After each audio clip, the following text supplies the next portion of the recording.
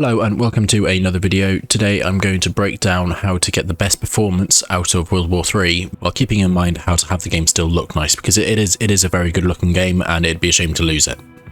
So obviously, first thing you want to do is go into your video settings. You'll want your display mode on full screen to minimize input lag, and you'll want to make sure that the resolution is the same resolution as your monitor. This will make the biggest difference as to how your game looks, so only turn this down if you absolutely have to. VSync. Now, a lot of people will suggest that you turn this on because it prevents screen tearing. The problem is that it will actually give you a lot of input lag, and it will make it harder to aim even if your frame rate's more consistent. So overall, I would say it's not worth it personally.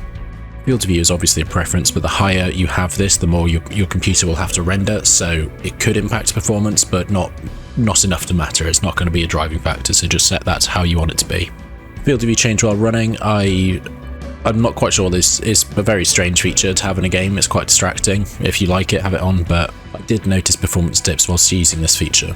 GPU buffering, it may help you if your PC is really weak, but I generally say don't, because it's going to give you even more input lag. And when you start stacking these features which improve performance but add input lag, you're going to have a horrible feeling game where your mouse doesn't feel like it's responding properly. So generally I'd stay clear of these features and try gain FPS in a different way. I'm going to skip through these. Resolution scale 100%, don't change that.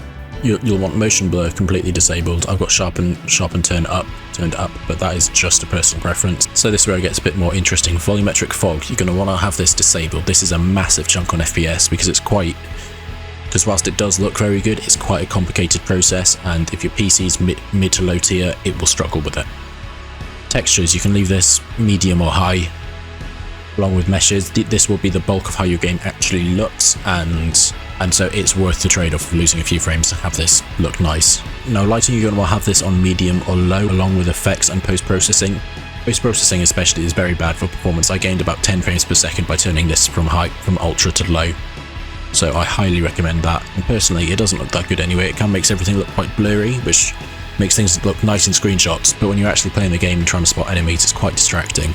View distance. Now this one I had to sort of debate about, because whilst obviously low is going to give you the most performance, it can actually get you killed if you will lose details like windows and buildings in the distance, and that can actually get you killed if there's someone shooting, if there's someone in that window. So I'd suggest having this on medium at the lowest. Bear in mind that it could actually impact your gameplay.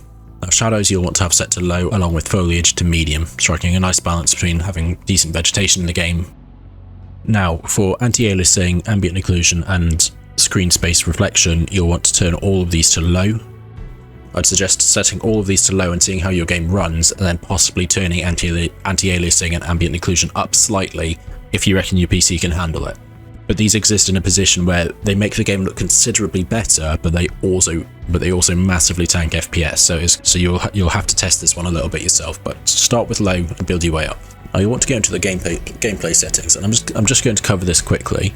This game's UI is very diverse, and you can actually customize pretty much everything you want about it. And I'm thinking about doing a full breakdown of this later down the line.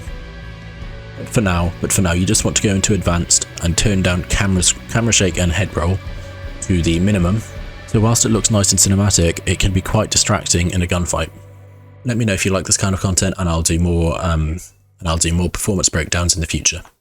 Thanks for watching. See you next time.